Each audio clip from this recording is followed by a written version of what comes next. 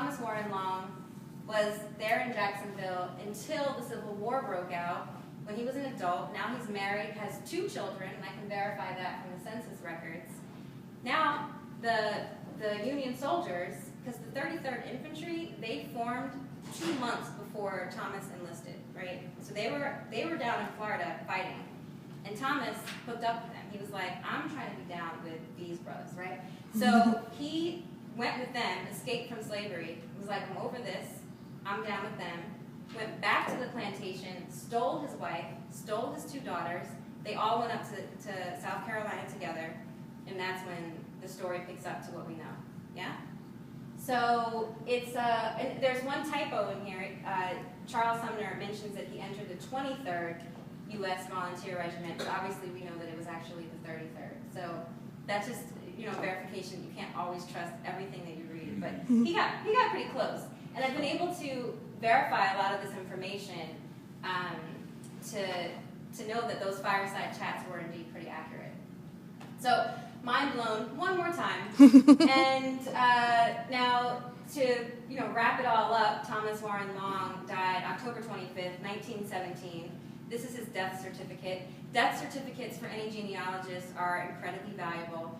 I found this super late in the process, so it wasn't much new information for me, but it was still confirmation of some things. For example, he mentions his father's name here. Sadly, we still don't know his mother's name. Now I know how he died, and I also know that he's married, although Cornelia, my great-grandfather's mother, had died long before. He had remarried, so that's also something that I learned from the pension records. So the death record just kind of summed it all up for me, yeah? So the last thing I want to share with you is a quote that was from the Higginson book that I mentioned. Higginson is the man who he served with the 33rd Infantry. And as I mentioned, Higginson quoted a number of Thomas's sermons in the book. And there was one that really stood out to me as significant, and it's the reason why is he was talking about why it was important to serve in the war, why it mattered for him and his fellow soldiers to be there, right?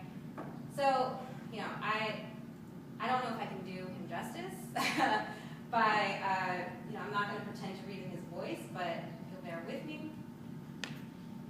If we hadn't become soldiers, all might have gone back as it was before.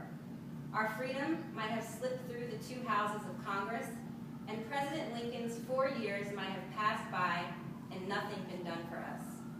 But now things can never go back, because we have showed our energy, our courage, and our natural manhood.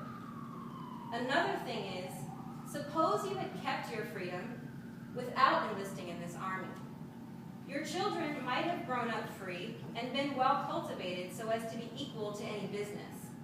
But it would have always been flung in their faces. Your father never fought for his own freedom. And what could they answer? Never can they say that to this African race anymore. And apparently at that point he brought down his hand with the greatest emphasis on the table.